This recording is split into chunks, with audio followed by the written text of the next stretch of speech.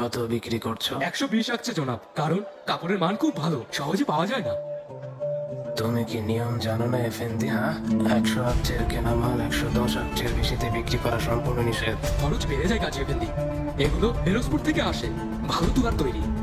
ডাকাতদের অত্যাচারে আগের মতো সহজে মাল কিনে আনা যায় না। আমি শুধু এতটুকুই জানি, এটা নিয়মের বিরোধী। আগা, বন্দি করো এই অসৎকে। পঞ্চায়েত খাওয়া দাওয়া যাতে ভবিষ্যতে মনে রাখে। কাজী এফেন্দিকে ক্ষমা করুন, আর কখনো করবো না। ক্ষমা করুন কাজী এফেন্দি।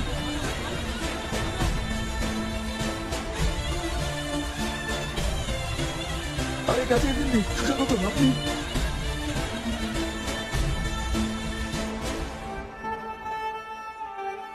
এই জন্য কত আছে? 30 আকচিতে বিক্রি করি, গরুর চামড়ার তৈরি।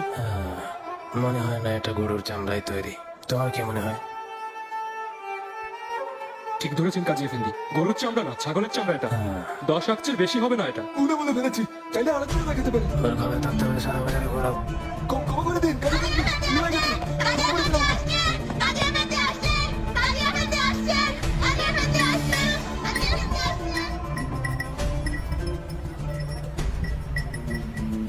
মাত্র এই কয়টা রুটি? আল্লাহ রহমত কাজী এফেন্দি, আজ বিক্রি হয়েছে। হ্যাঁ, এখানে কি? এটা এগুলো গতকালই মাসে পশুদের খাওয়ানো বলে রেখেছি।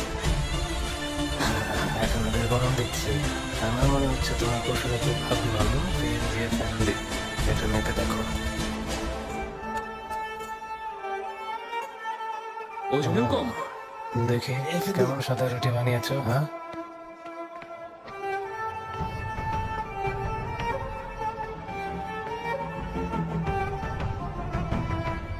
গমের আটায় আবার জবের আটা মিশিয়েছ। সস্তার জিনিস বেশি দামে বিক্রি করো, আবার ওজনেও গন্ডগোল করো।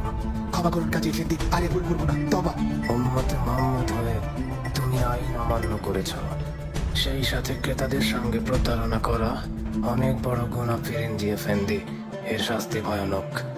প্রবেশদ্বারে টাঙা ওকে, বাকিদেরও শিক্ষা হয়ে যাক। কাজী এফেন্দি, এই আমি তবা করছি। কাজী এফেন্দি ক্ষমা করুন। কাজী এফেন্দি আর করবো না, ছেড়ে দিন। কাজী এফেন্দি